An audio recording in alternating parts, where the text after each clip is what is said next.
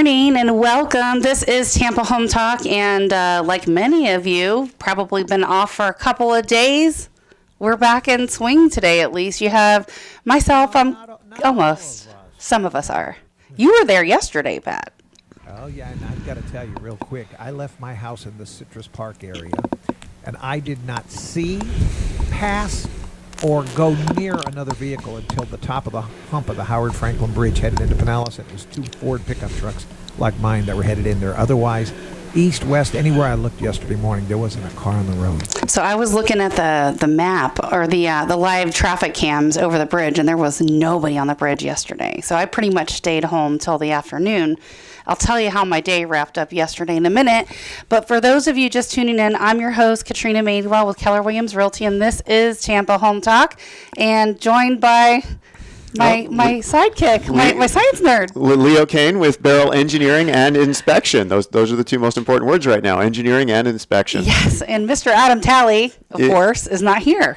I mean, as the insurance company industry collapses into only Citizens in the next 4 or 5 months. Gosh, that's scary. Well, what I hate about losing insurance companies, now you have to remember there were 12 companies that they were trying to derate before this hit because they were financially unstable. That's painful. So what happens with your insurance agent is as everyone gets pushed to Citizens, they end up having to do double and triple work for no commission. So go easy on your insurance agents out there. Wait, so they don't get paid when they sell a policy to Citizens? No, it's not really selling a policy. And you have to think, if the carrier goes out of business and the carrier's switching over to Citizens, so they're not making any money. They're just switching policies. Got it. Yeah, so go easy on your insurance agents. They're going to be doing a lot of work, double and triple work for you if you're their client. So I have to say, I want to comment on a few things, and I'm not by any means minimizing the disaster of this hurricane, because it definitely is a big one. There's a lot of damage. I will tell you, though, when you look at like the national news, they make it look worse than it is, right? Like according to the national news, the entire state of Florida has been flattened by Hurricane Ian, right? Like, well, I'm just telling you, that's pretty much like what I see. I've got so many calls in the last couple of days from friends in other states, like California and just all around the U.S. They're like, "Are you okay? I'm so worried about you. Are you going to evacuate?" I'm like, no. I think we're fine where we are, and looks like it's moving south of us. Well, as people were checking on me, I was also checking in with, some of my friends and people that I know. And as, as the luck of irony, I guess, would have it, one of my friends, they live right here in Pinellas County, they evacuated, right? They were in an A zone. It was a mandatory hurricane evacuation order, so they got out. So they went south to Bonita Springs. That's not good. And they were staying at an Airbnb with, one of our friends down there owns it. And basically she said, "Hey, the sheriff is making everybody leave, because this is mandatory evacuation. So they may come by and knock on the door, but, just don't answer the door and then they'll leave." So literally she said, this was yesterday, the story was, right? So it was the day before, but she says, we literally were taking a nap. It was her husband and her son. And she says, or actually her son says, "I heard this thing like clinking, like this bolt that came off of something. It was like clinking. And then the next thing you know, I hear somebody banging on the door, and calling his mom by name." She's like, "That's not the sheriff, So literally they had sent someone in a large, taller pickup truck to come get them because the water was rising so quickly that they barely got out. And I don't know if you saw this, but I posted a picture. I don't use social media. I know you don't, but Pat may have seen it. So I posted a picture of what this thing looked like when they left. And the bottom line is it was already pretty much over the roof where the house was that they were staying. And so he said that it happened so quick. Of course, that storm surge is probably the bigger threat out of anything. Oh yeah, no, definitely. Because and I said I wasn't going to do that this hour. Everyone in our listening area has been scienced to death about hurricanes. So I'm not going to explain the science of a hurricane during this hour. Yeah. So I'm showing Leo a picture. So they weren't in this one, but they were in this one.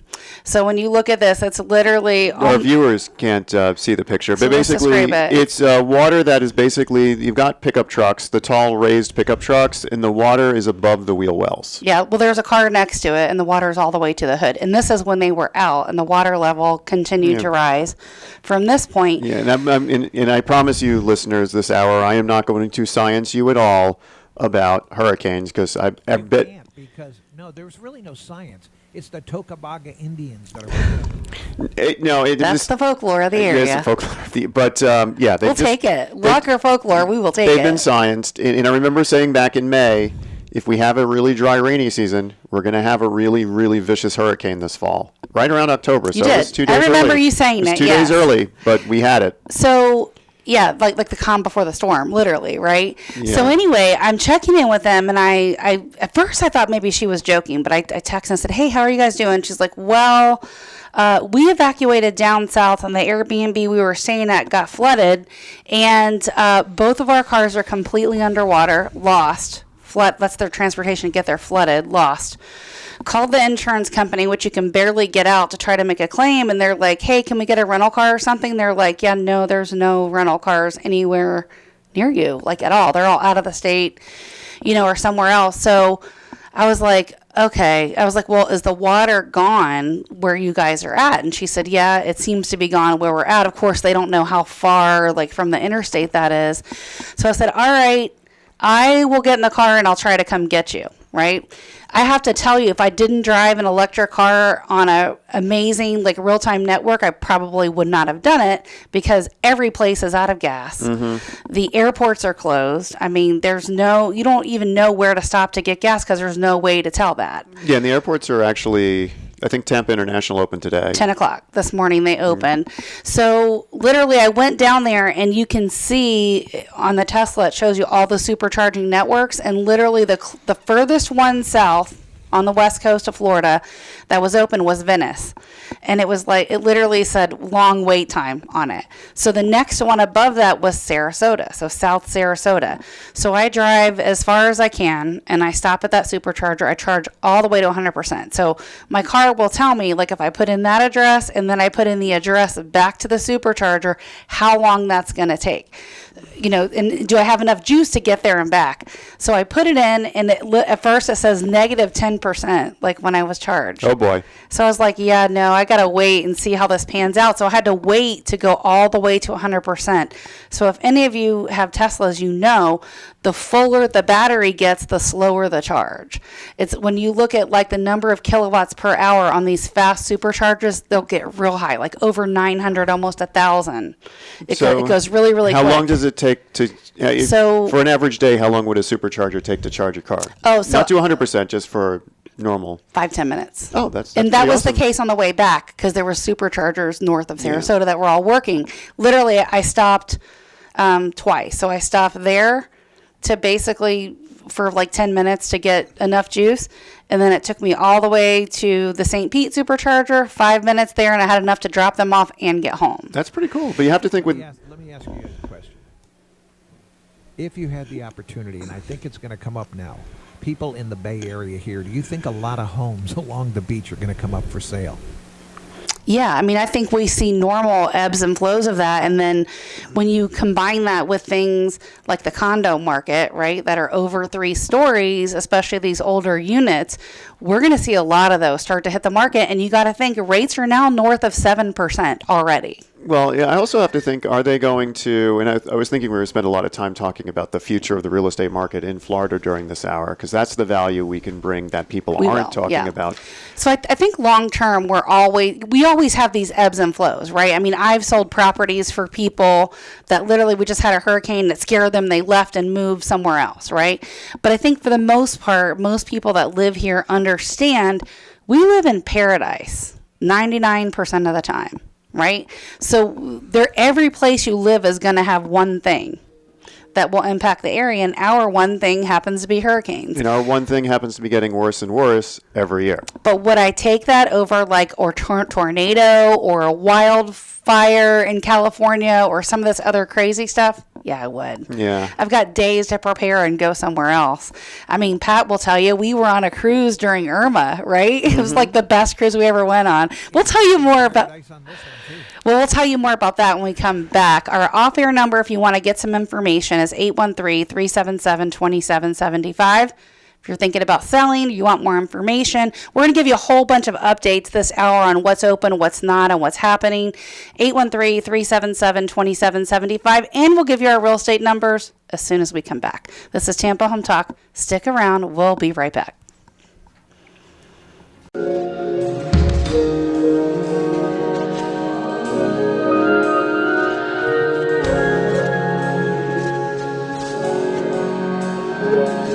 Welcome home. This is Tampa Home Talk. We are your hosts today. We got Katrina Madewell from Keller Williams, and we got Leo Kane from Beryl Engineering and Inspection. And I imagine Adam will be back next week. Oh, yeah, Adam should be back. He's going to be very busy. He's got a lot of people to help with claims, the different nuances of the claims. I mean, that's probably going to be the biggest area of this storm is a whole bunch of people who didn't have flood insurance got flooded. Yeah, we'll talk about that in a second. Real quick, just to report the numbers out. We won't spend a lot of time on it because we know this data is going to be a little skewed, being that, everything was shut down for a couple days.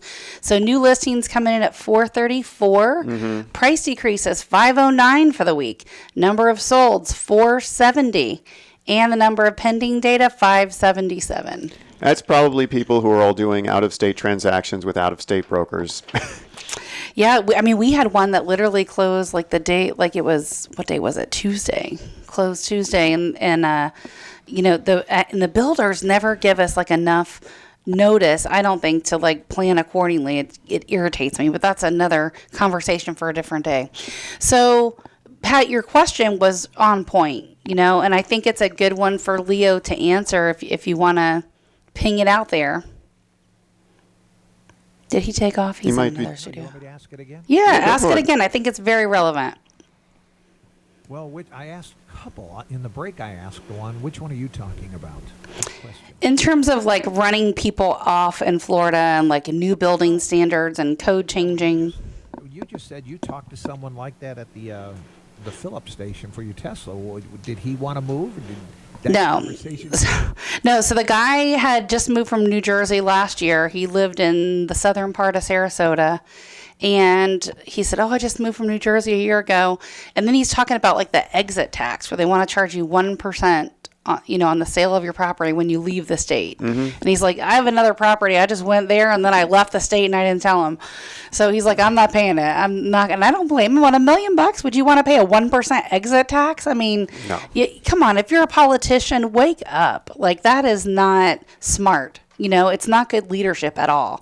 But aside from that, he wasn't scared. He moved here from New Jersey a year ago, and he said he kind of made a joke of it. He goes, well, thought I might get broken a little bit with a Cat 1 or 2 hurricane, not a Cat 5.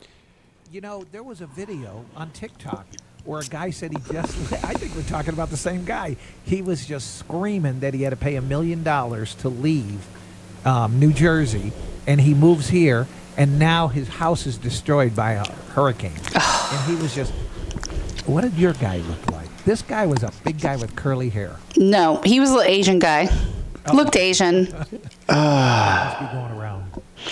Yeah, well, we've had a lot of people move here from other states. We've been talking about it, that during the height of the pandemic, when our governor reopened everything 6 weeks after the whole nation shut down, that drew a lot of people here, especially with the work remote. Then companies re-headquartered here, so even though they're doing split work remote, come into the office, split 60-40s, 40-60s, those people still are able to live here. This is a very interesting to live in state. What I'm going to be curious with is Florida Building Code updates every 3 years. We're due. When was the last update? Almost 3 years ago? It was the 2020 Building Code. Oh, so we're due for a 2023 Building Code. Will actually go into effect next June. It will be passed next June and go into effect next December. I was going to say, so question for you. If I have a home and I'm getting a permit, say now in 2022. Oh, it's going to be built to the 2020 Florida Building Code. But I'm going to be very interesting between Surfside, or we calling Senate Bill 4D, and between this, what are they going to do in the next 8 months for the Florida 2023 Building Code? because those wind maps are going to change. So here's the thing, and you can comment on this from a construction engineering / inspection perspective, but as a layperson that knows a little bit about a lot of that stuff, I would say they're just going to require everything to be raised construction. So that's first different. Floor garage. Those are flood maps, and that's all going to be based on the flood maps, which I also think are going to change. They just redid the flood maps 2 years ago. Look at the central part of Florida. I think they're going to be redoing flood maps. I mean, you had the 100-year storm hit with the 100-year heights, and you don't build to the 100-year. So there's different buildings. There's the 5-year storm, the 25-year storm, the 50-year storm, the 100-year storm. You build to basically the 50 or 25-year storm, because to build to the 100-year storm is just wasted money, because you're not going to see the 100-year storm in 4 or 5 lifetimes. Well, it makes sense. So that's what they do. But I'll be really interested to see how they, in the next 8 months, change the Florida Building Code for 2023 to take into account what just happened. So what do you think they're going to change construction-wise? So obviously solid block all the way up. That's a possibility, solid block all the way up. There was a lot of talk on the weather outlets about these clips on your roof during this pre-storm. They're like, yeah, the roofs will stay on because they've got these little metal clips. That's fine. I've seen a lot of pictures from other storms with whole roofs are blown off. I was like, is that going to hold a Cat 5? Your roof will come off in one piece. Yeah, we saw that. Yeah, right? That's what happens. I mean, your truss system and your roof will come off in one piece. So there's no way really to anchor that unless, of course, you were to take the anchors or the straps and basically put those into concrete. Pretty much. And I mean, the best construction, if you really are going to build to Cat 4 or Cat 3, you were looking at concrete buildings from the ground up, and you were looking at a concrete roof, and you were going to paint that roof white to have the solar reflectivity to help with global warming, because which might help with pretty much might help with less hurricanes. Honestly, I mean, I know I've been joking about the white power movement on this show now for several years, but it's real. We do not mean that in any type of crazy way. We paint all the roofs white that are concrete or using white shingles, you will increase solar reflectivity. You will cool down the earth. I mean, they're already experimenting with the white power movement in California, where they're painting streets. Yeah, remember white. I sent you that TikTok. Did you open it? It was a TikTok. It was good. I mean, that's what we need. We need more white surfaces. Yeah, so the interesting thing, and if you're new to the area, it's important to understand that homeowners insurance doesn't cover if you have a flood. It doesn't cover any rising water, only falling water. So from a damage perspective, right, I'm thinking, okay, yes, you have to rip out everything, maybe 3-4 feet lower, right? So yeah, pretty much. Basically, if you flood, you're looking at like the bottom 3 feet of your drywall coming out. Rip it out. You have to dry out all the 2x4s. Dry out the framing, dry everything out. However, when it comes to your insurance claim, you're going to get partial denials. They're only going to pay for top-down water. They're not going to pay from down-up water. And companies like myself are pretty much going to have to now specialize in being able to forensically, which we already do this, tell the difference between rising water and falling water. So are you telling me that storm surge that they had in Fort Myers Beach, none of that's going to cover, insurance is not going to cover any of those homes? Not if they don't have flood insurance, no. If they don't have flood insurance, that's the question. I've already started asking the public adjusters that question. If your home is catastrophically destroyed from both the top down and the down up, how's it going to... think a total loss is a total loss. Total loss is still total loss. However, if they're going to say it's total loss due to rising water, they're going to try and get out, and I don't actually blame them. There's not enough money in the state of Florida to cover all this from insurance, so the insurance companies are still going to do what insurance companies do. They're going to look for reasons to deny your claim, and if you have a joint flood and wind claim, they might only do partial coverages. We don't know how they're going to react. The only thing I can't... Go ahead, Pat. I talked to 3 people. They said, I do not have home insurance. And Adam says this all the time, that there's a period that you can call and get insurance. And a lot of these people, 2 out of the 3 did not know. The third one did know, but couldn't do anything. So they were riding it out on Treasure Island with no insurance. How many people do you think? No way I would do that. Oh, there's a lot of people. There's a lot, but I wouldn't do that. Yeah, there's a lot of people who don't have insurance. I know a property owner. He owns like a bunch of condos around town. he doesn't actually have insurance on the condos. He has a liability insurance because that's what he's required to have, but the condos are unprotected. I mean, if you at some point you have to weigh the risk, does it make sense to self-insure and save that money? Which most people, I would say, probably are not. In some instances, when you look at like the housing issues of '08, right? Yes, we had all those bad mortgages that kind of created that, but part of the challenge was, people basically the economy was in such a state like it is now, right? Where back then a lot of people had lost their jobs and that sort of stuff. The people were doing what they call like the sinkhole lottery, right? Where they just have the insurance company check to see if they had a sinkhole and see if you can get your house paid off so that you can stay in it because you didn't actually qualify for it to begin with, right? So it's a little different, right? Because they had to pay the whole thing off. But what we're seeing now is people that should have replaced their roof because it was aged, and it was time for it to be replaced, trying to claim it under storm damage, and that's what put a lot of these carriers out of business and made them insolvent because it's cheaper to write a check than it is to fight it, right, with an attorney. So, unfortunately, all those claims, that's why we saw so many carriers go upside down, and now you compile something like this on top of that, and people wonder why insurance is so expensive. I mean, we're about 3 times higher than any other place. Oh, I see Citizens enacting their 40% raise thing, and if Adam was here, he'd probably say the same thing. So we're looking at whatever your insurance rate is right now. Come January, it's probably going up 40%. Which is crazy. That could have a huge impact on our prices here. This is Tampa Home Talk. We'll give out our number as soon as we come back.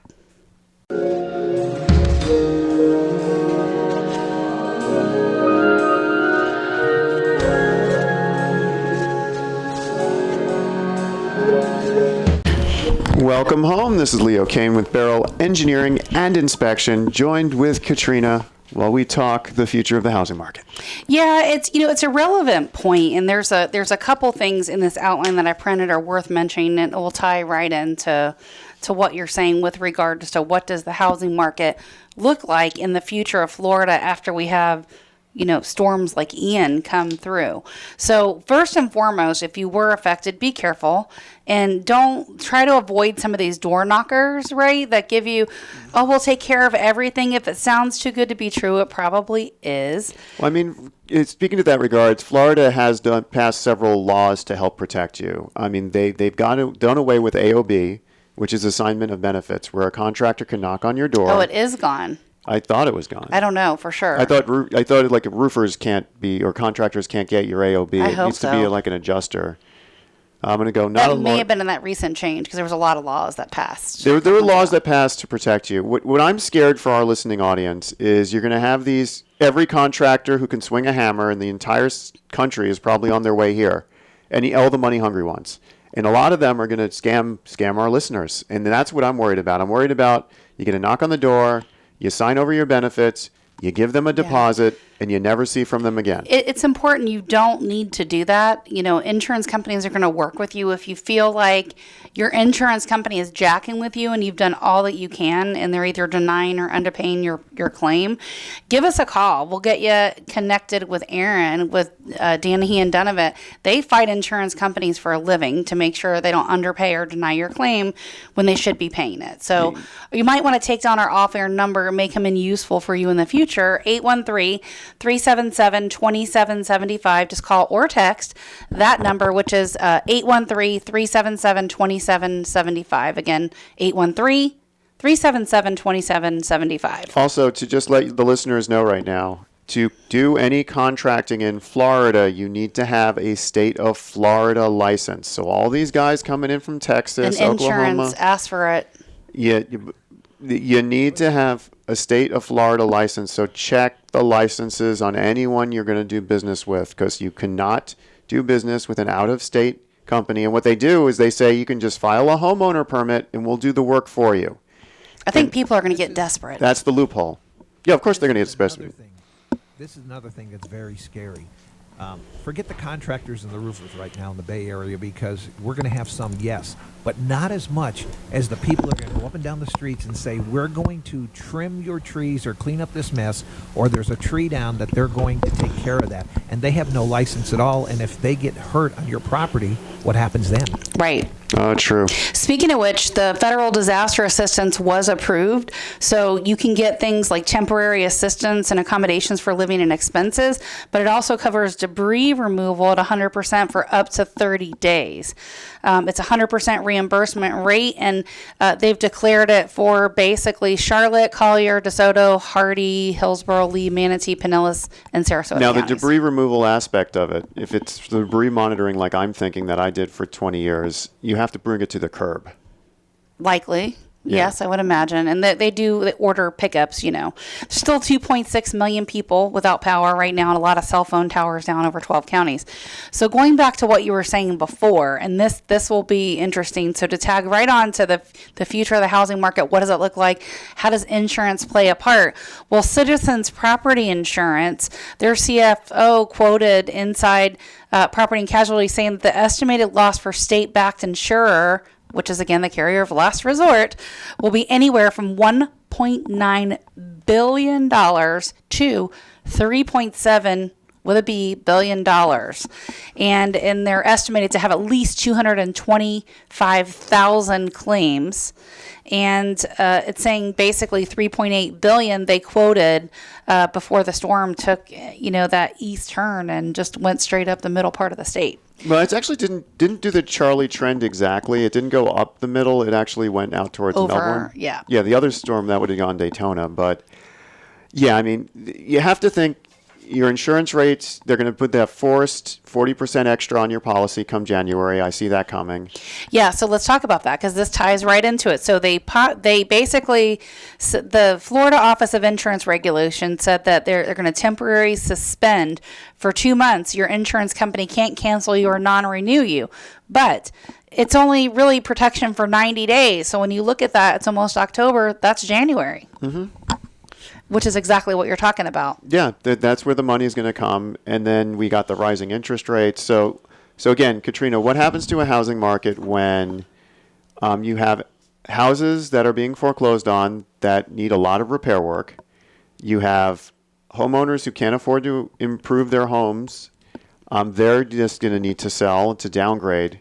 What happens to a housing market when that much inventory hits, and that type of inventory So hits? I think you'll have a couple of different things, right? You'll have people maybe that really can't afford it, but they're going to piece it together in small stages and take a very long time to make the repair, right? Because they either don't have insurance or their company's not going to pay for it, or it was rising flood water, right? And they didn't have flood insurance. So I think you'll see that. And then you'll see another segment of the population that is just scared. They're like, see ya, I'm out of here. This Cat 5 was too much for me. And then, I think that the bigger issue is the cost of insurance rising. Combine that with the more affordable things are usually condos and townhomes. And if they're over 3 stories, you've got this other whole thing where they're going to be tacking on special assessments and rising HOA fees to cover rising insurance costs and updated construction costs. So I think the bigger long-term picture, and yes, it's going to cost more, but it's to build to a higher standard of construction. Well, building to a higher standard of construction only impacts what's being replaced and what's coming in new. It doesn't handle anything. Like I'd say, well, you can't fix everything. You know what I mean? That's there, but you got to start somewhere. Yeah, the FEMA 50 rule is what she's talking about, where if the cost of construction is more than 50% of the cost of your building, then they consider that a substantial improvement, and you now need to build to the current codes for your whole house. And that's the FEMA 50 rule. That's how they force you to upgrade to the new codes. Right.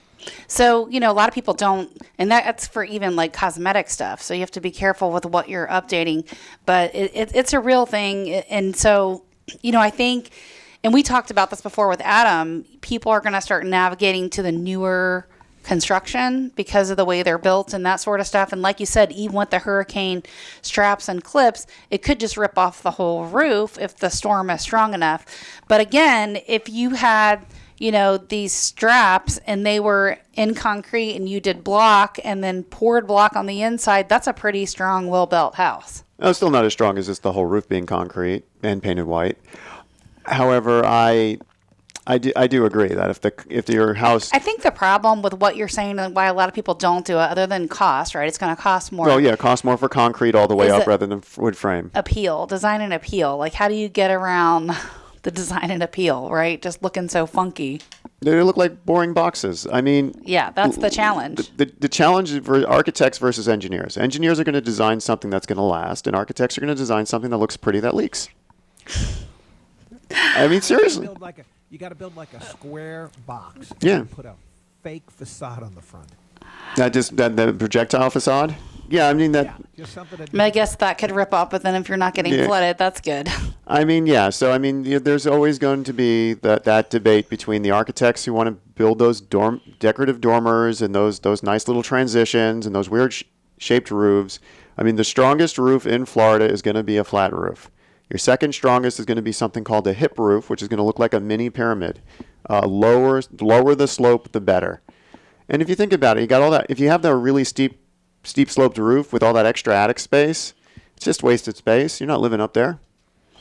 You know, what I thought was interesting, talking about the whole rising water thing, somebody was telling me that in New Orleans, when Katrina hit, because they're so low, they actually have roof hatches. Mm-hmm. That people climb up in the attic and they go all the way out the roof if the water level gets high. To me, that's insane. It would never stay there.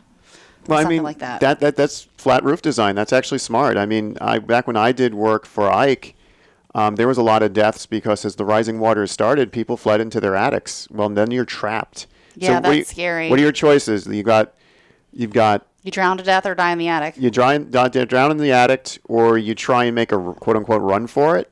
And then you're just at the mercy of the tides. There's no good solution there. That's why evacuation orders need to be followed. What about building the homes close to the water? Round. What round? What do you mean? Round would help with the wind whipping around. Okay. The wind would just go around the building as opposed to... And I mean, they've experimented with that. If you look at, I think at the Sykes building. So if we do 3D printing, I mean, that's total... Yeah, I mean, if you can... 3D print, I mean, back when I was doing the stuff in South America with the 3D printing of houses using a concrete printer, those were Wait, you just did that in South America? South America. You did? How long ago was that? I was on the design team. I didn't actually go down there to watch the construction. Darn, that's pretty fascinating. But it was. I mean, they set up a printer and it prints your shell, and then you go through and put the utilities in. It's actually a pretty neat process.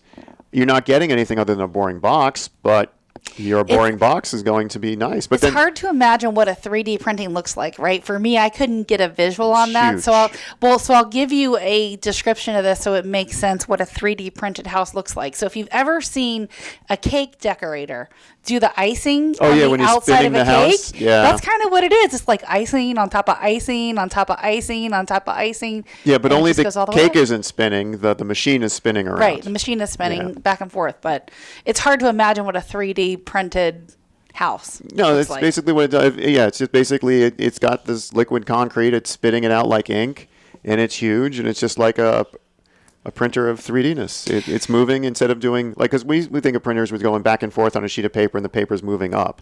Yeah. Well, here the whole machine is spinning around, and the house is still obviously. And the house is still. So it's neat. You get a shell. It's fast construction. It's sturdy construction. It's awesome construction. It can withstand a lot of storms, but it looks boring. The box. Yeah, some of them will have some little rounded designs, like what Pat was saying. Yeah, I mean, the better the technology gets, the better the design. So, from an engineering perspective, just a question on the flat, strong concrete roof. How is that? What's the construction behind that? Right, because it's heavy. Concrete's heavy, and there's gravity.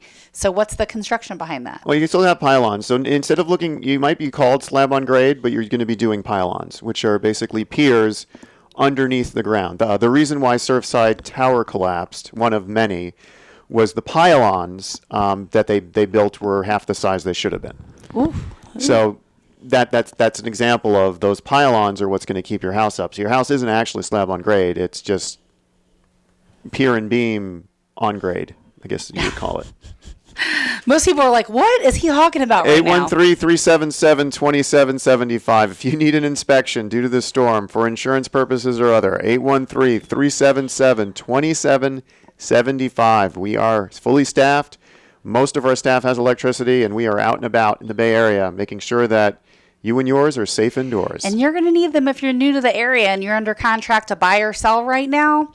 and the buyer has a lender, they're going to require a reinspection. So they're going to require somebody like Leo or one of the appraisers like Danielle to go back out and do a reinspection. So they'll be busy for a few weeks to come. This is Tampa Home Talk.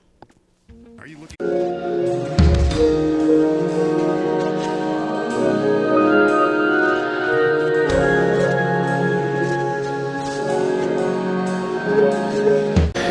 Welcome home, Tampa Home Talk, 813-377-2775, 813-377-2775, for all your real estate, insurance, inspection, and engineering needs. So I just want to give a shout out to a lot of our first responders, and my husband happens to be one of those first responders. He was literally at work for 72 hours straight and had to get up and do it again this morning. So, there's a lot of these guys and the power people, oh my gosh, driving down south, hundreds and hundreds and hundreds of power trucks. Never seen so many ever in one place. Well, they turned that COVID staging area where you got the Waters, that gambling park, I forget what it's called, Waters in 275. Oh, yes, the dog track. The dog track, yeah, that's a staging ground. I passed that this morning, and it's just filled with power trucks. Yeah, there's a bunch all over. I saw National Guard deployed. I even saw Pasco County Sheriffs going south to help. People pulling generators, loads of stuff. Yeah, anyone. So if you are a first responder, thank you. Thank you, and you're being sent into the fray. If you're not a first responder, do not go there. Do not head south right now. Yeah, I would not recommend it. I did it to try to pick up some friends to try to get them in and out. I wasn't sure if I was even going to be able to get to them after driving down there. Definitely didn't see anything because it was so dark. But I did see a ton of trees like on the side of the interstate down and signs. A lot of signs ripped and gone or just mangled. Yeah, if you're not part of an EOC movement, which is an emergency operating center, if you're not part of a movement, if you're not a first responder, if you head south and you run out of gas, you've now just become part of the problem instead of the solution. Yeah, that's a big, like I said, if I had a gas car that I was driving, I probably would have had to say no. Yeah, you wouldn't have made it there and back. Yeah, I would be too afraid about that. So anyway, Tampa International Airport opened this morning at 10. So they're opening in 10 minutes. Yep, 10 minutes as soon as we're off the air. Sarasota Bradenton is emergency operations only. Southwest sense. Florida International Airport closed. Punta Gorda Airport, the runway is being cleared right now, so they're trying to get you guys reopened. Orlando and also Orlando International and Sanford are both emergency operations only. Daytona is closed. Gainesville suspended operations at 6 a.m. Jacksonville closed. Melbourne closed. Northeast Florida Regional Airport, emergency operations only, and then North Perry Airport closed. So the rest of them should still be open or have reopened. And the ones that are closed today on the East Coast or Orlando, those should be opening tomorrow, hopefully. Maybe Sunday. Orlando, at least. Yeah, well, it says emergency operations only, so it may be a minute. And the reason why is you have so many people to do a movement like this on a restoration. They're actually flying in support from all over the country. Yes. Be it line crews from Alaska or California or Seattle. I think I saw 26 different states deployed line people here. Oh, yeah, they do. Florida. Yeah. It was a lot. That's always neat when that happens. I was part of that's how I started my hurricane restoration work from 98 to 2004 was with the power company. It's always neat watching that deployment movement. They'll move people here that can't drive here in a reasonable amount of time, and then everyone else is just driving here. Where do you actually start as those linemen go out? I was wondering, they pull up somewhere and the poles are down and the wires are across the road, but you can't do anything there until you do it before or after that. Well, They start with sending basically the engineers out or the desk people out. They send them out to ride the power grid lines and just chart what's up, what's not, just to know what poles are there. How do they tell what's live and what isn't? Nothing's live. They're just driving around seeing, hey, physical poles up. Physical poles up, transformers that haven't exploded. Most of your transformers have a little thing that looks like a U hanging off the side of it. That's the fuse. So the next step, typically after they've driven all the lines, is they'll send those same people out again with big sticks that go up 30 feet, extended sticks, and they're going to try and fuse the transformers back in. Again, they're going to see what blows. So what ends up happening is you might have power today, and you might lose power tomorrow because when they're re-energizing the line, something they don't know about blows. And that's why you end up with, for me, I had internet during the whole storm, and then I lost internet the next afternoon. I know exactly why. They're re-energizing different sections, and that section they re-energized was connected to something that was bad. It makes sense. It's a good question, Pat.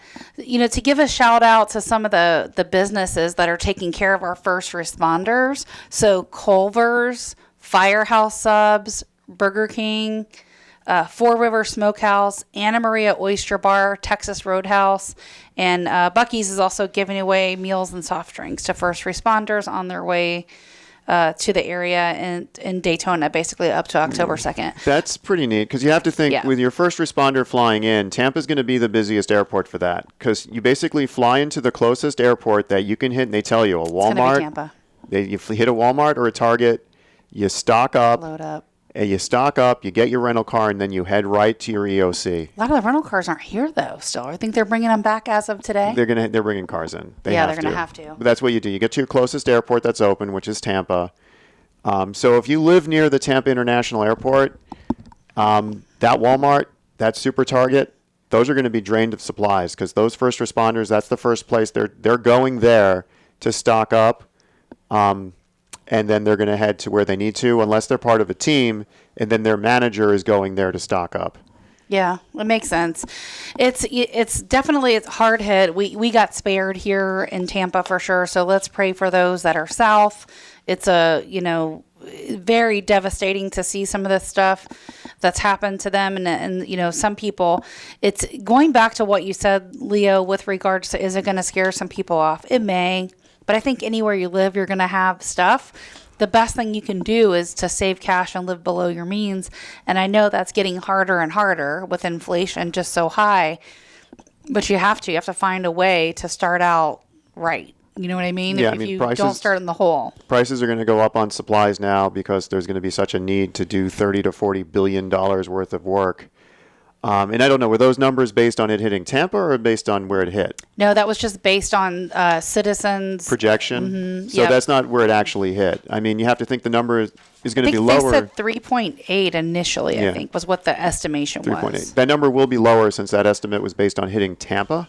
It's still horrendous and it's still large, but the actual damage number will be lower because of the path it actually took.